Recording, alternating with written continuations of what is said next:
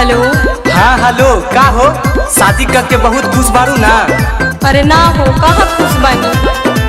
अरे तक का भइल रे पगली, तनी वीडियो कॉलिंग उठावा। अच्छा ठीक बा। अरे तारा आँख में आंसू कैसे बा? हम का बताएं। अरे का भइल बताओ। शादी को के अलियो जब नैहर से ससुरवा रे जान।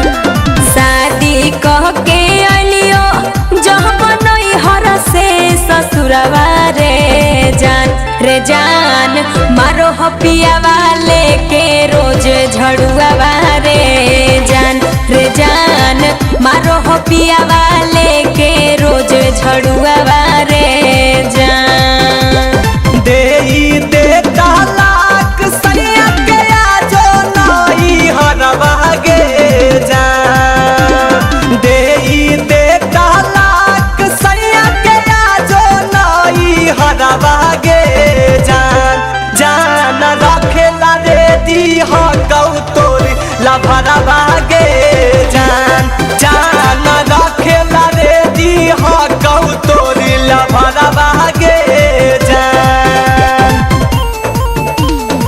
मारो हपिया वाले के रोज झड़ुआ रे जान।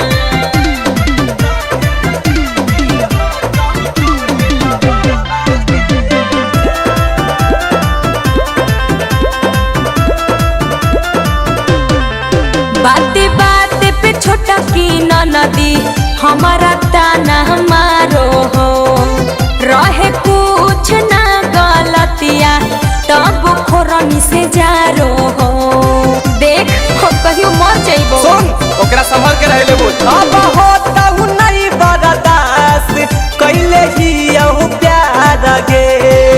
जब मिलता हूँ तोर सैया देव गोली मार गे।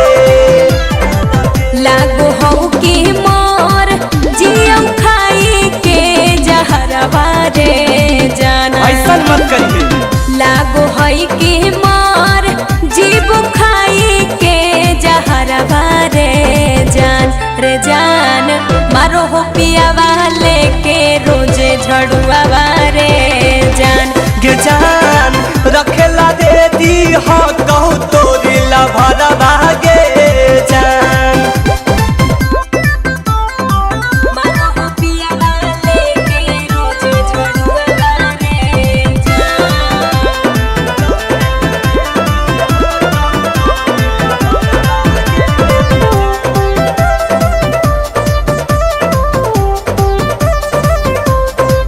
कोची कहियो हम रहन पियावा गोरे लाल के करा दुख हवा सुनइयो अपन बुरा हाल के।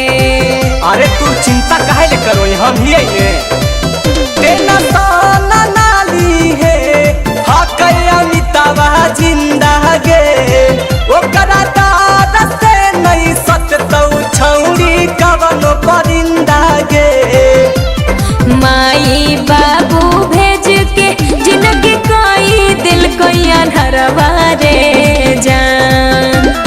माई बाबू भेज के जिंदगी कोई दिल कोई अनहरवा रे जान मारो हो पिया वाले के रोजे झड़ुआ रे जान। गे जान रखेला दे दी हो कहू तोरे लभरवा गे जान। अब तू ही बताओ हम की करिए।